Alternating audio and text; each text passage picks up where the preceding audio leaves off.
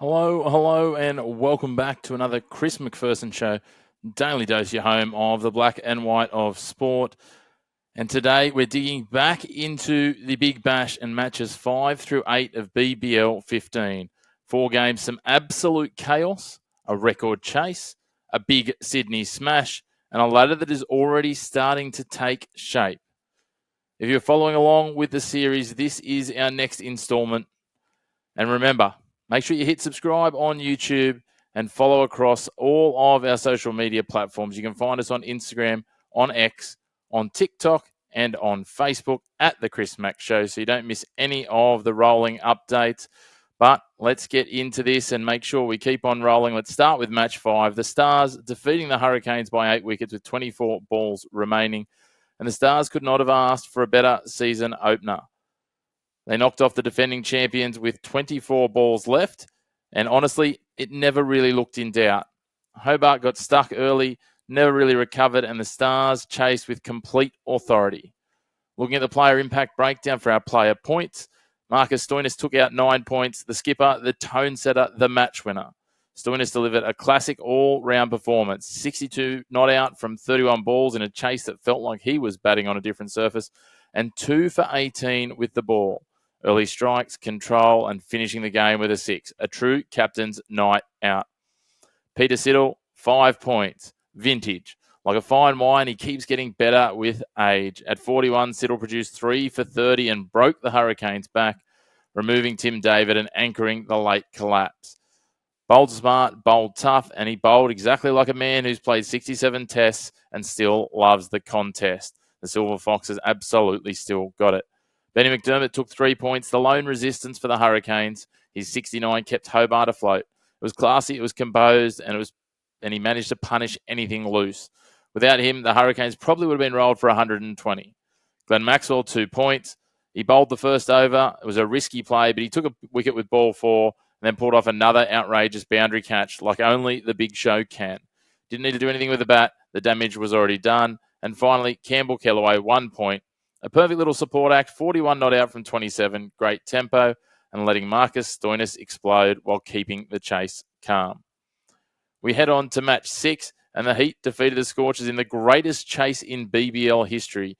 One of the games of the decade, maybe the game of the BBL in its history entirely. The Scorchers belted 257, which should win any T20 anywhere, only for Brisbane to say, hold my beer, while they chased it down. The player impact breakdown, Jack Wildermuth, 7 points. And to be fair, in this game, we probably could have given out 40 points based on some of the showings, especially with the bat. It'll be a night Wildermuth will remember for the rest of his life. 110 not out of 54 deliveries. 9 sixes and a strike rate that never dipped. He guided the chase, kept the tempo high, and finished the job. As he said post-match, it is one of the best nights of my life. It's hard to argue with that, what a showing it was, carrying the bat and carrying his team. Matt Renshaw might feel hard done by with only 5 points, 102 at a strike rate of 200 off 51 deliveries.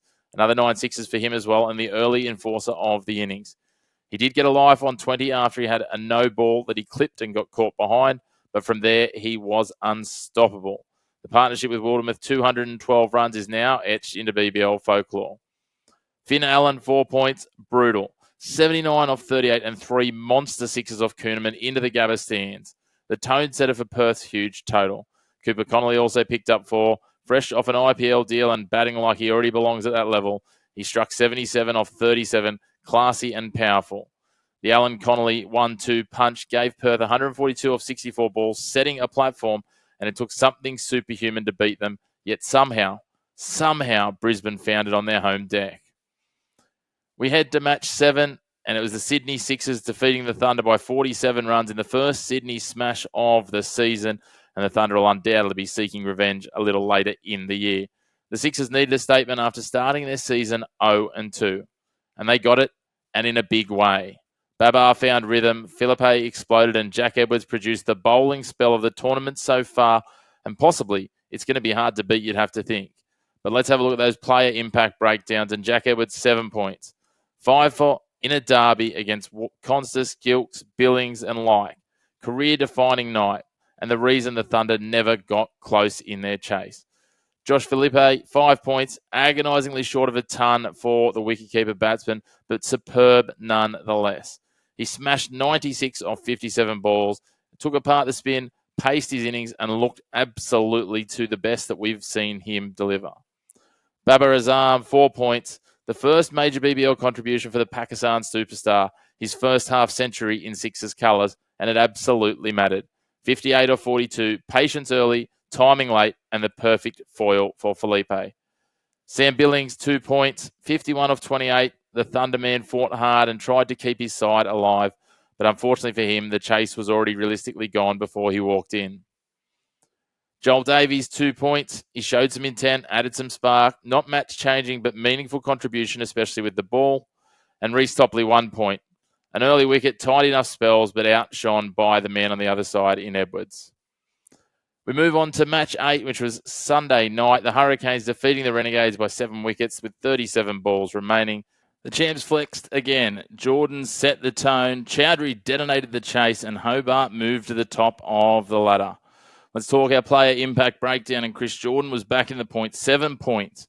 Best Big Bash League figures for his career, 4 for 19, including leading off with a maiden to start the game. 9 dots in a row, completely dismantled the Renegades' top order, and they had no momentum going thanks to him. On the other side with the bat, it was Nikhil Chowdhury, 5 points, the breakout. 79 off 38, 7 fours, 4 sixes, and one of those that travelled all the way over the grandstand. A match winner in absolutely every sense, only outshone by the English import. Jason Berendorf, 3 points, 2 wickets in the first 4 overs, including snatching Mitch Owen first ball.